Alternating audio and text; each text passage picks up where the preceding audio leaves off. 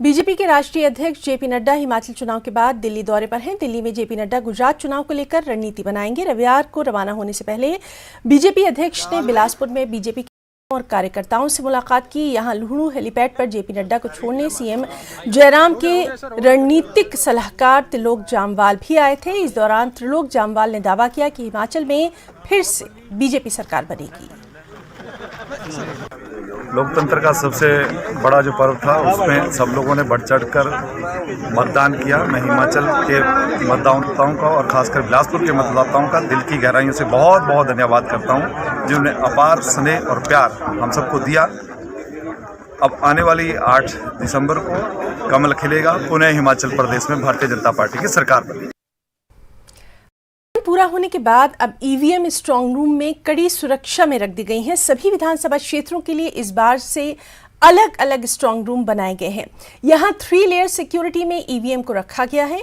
Warehouse के strong room में double lock होगा। यही ईवीएम अब 25 दिन सुरक्षित रहेंगी। 8 दिसंबर को मतगणना के दिन ही खुलेंगी।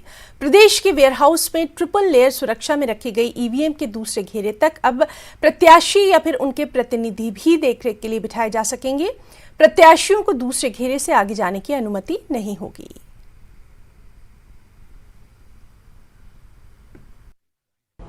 हिमाचल विधानसभा चुनावों के बाद ईवीएम को अब स्ट्रांग रूम में रख दिया गया है। प्रदेश में प्रत्येक विधानसभा क्षेत्र के लिए एक स्ट्रांग रूम बनाया गया है और इस प्रकार 68 स्ट्रांग रूम की जो सुरक्षा व्यवस्था है वो कड़ी कर दी गई है।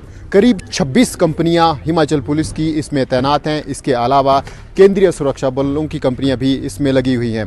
इस वक्त हम मौजूद हैं संजौली कॉलेज में, जहां पर एक स्ट्रांग रूम बनाया गया है और आप देख सकते हैं किस प्रकार से हिमाचल पुलिस के जवान इस स्ट्रांग रूम की सुरक्षा व्यवस्था कर रहे हैं। इसके बाद 2 लेयर्स और हैं जहां पर पुलिस के जवान और केंद्रीय सुरक्षा बल के जवान तैनात हैं और मशीन निगरानी कर रहे हैं।